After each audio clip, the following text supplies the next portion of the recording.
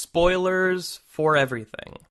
The third story arc of Sword Art Online features a villain named Deathgun who walks up to other players inside of a virtual reality MMO, shoots their in-game avatar with an in-game gun, and then moments later that player's real body in the real world dies.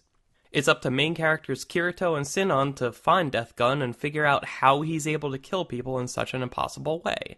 As setups go, this isn't a bad one. The first arc of the show revolved around being trapped in a game designed to kill your real body if your avatar's health reaches 0, so what Deathgun's doing seems plausible enough, while the specific details make for a compelling mystery as to how he's doing it.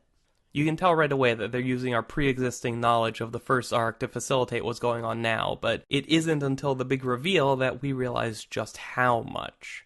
We'd been led to believe that Deathgun figured out a brand new way to use a virtual world to kill in real life, and we accepted that because it's happened before.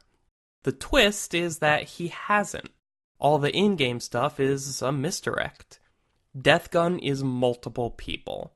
One of them operates the Deathgun avatar and locates their target in-game, while his partner in the real world breaks into the home of that player and kills them via injection.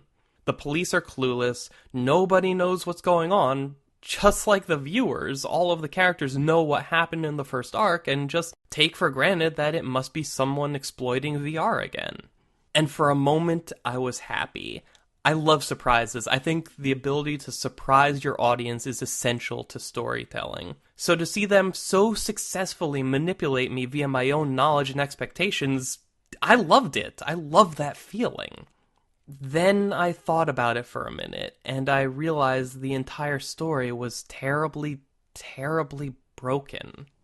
See, the story establishes that the killers are so good at this. They can enter someone's home, murder them, and then exit without ever leaving any trace. The police are baffled because they can't find any sign of forced entry at all, and they can't locate any markings on the bodies of the victims. Which begs the question, what was the point of Deathgun?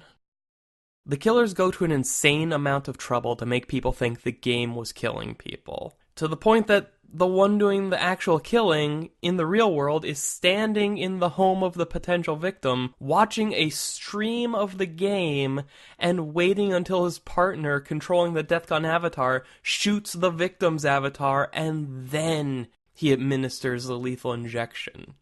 Deathgun even mugs for the camera and brags about being the one killing people.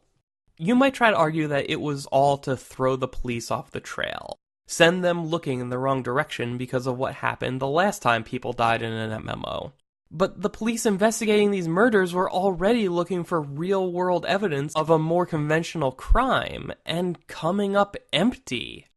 They could have used the game to choose their victims, stalk their avatars to confirm a time when they'd be vulnerable in the real world, and that could be the end of it as far as the in-game portion is concerned, because, again, they're super good at killing people in the real world without ever leaving any evidence. All this Deathgun stuff really did was to draw as much attention to them as possible and cause the cops to bring in someone who's an expert at VR MMO death games to figure it all out. They probably would have gotten away with it if it wasn't for, well, Deathgun. This arc died for me the moment I realized that the Deathgun mystery was designed solely to fool the audience at home, not to make sense in the world that these characters occupy. They wanted that moment I described earlier, that aha moment of realization that I loved so much, but they didn't care how they got there.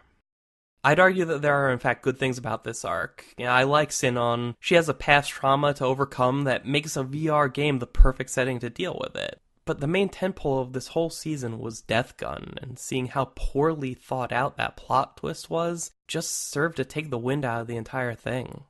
Just like Deathgun made himself out to be a killer even though his gun couldn't actually harm anyone, this arc promised to be a mystery with a good twist, but is really just firing blanks.